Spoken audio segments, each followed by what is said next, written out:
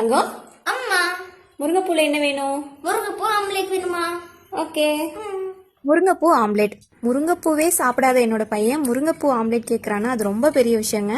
வாரத்தில் 2 முறையாவது இந்த முருங்கைப்பூ ஆம்லேட் செஞ்சு கொடுத்துருவேன். இந்த ஆம்லேட் செய்கிறது ரொம்பவே சிம்பிளுங்க. முருங்கைப்பூவை உங்களுக்கு ஃப்ரெஷ்ஷாக கிடைச்சதுன்னா இந்த மாதிரி பொரிச்சு நல்லா அலசி எடுத்துக்கோங்க.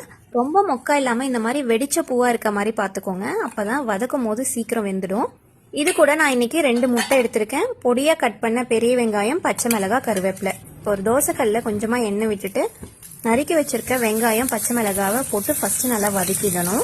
தேவையான அளவு உப்பு ஆட் பண்ணிவிட்டு ஃபஸ்ட்டு நல்லா வெங்காயம் வதங்கிடணுங்க.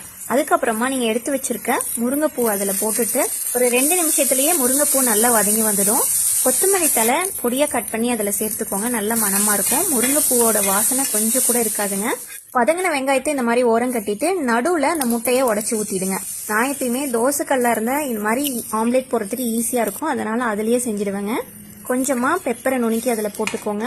எல்லாத்தையும் நல்லா கலந்து விட்டுட்டு நல்லா ஸ்ப்ரெட் பண்ணிவிட்டு ஒரு மூடி போட்டு மூடி வச்சிட்டிங்கன்னா ஒரு 2லிருந்து 3 நிமிஷத்துலேயே ஒரு பக்கம் நல்லா வெந்துடும்.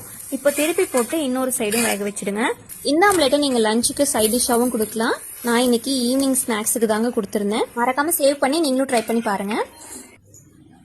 தங்கம், தேங்க்யூமா. நாளைக்கு இன்னொரு ஷார்ட்ஸில் பார்க்கலாங்களா?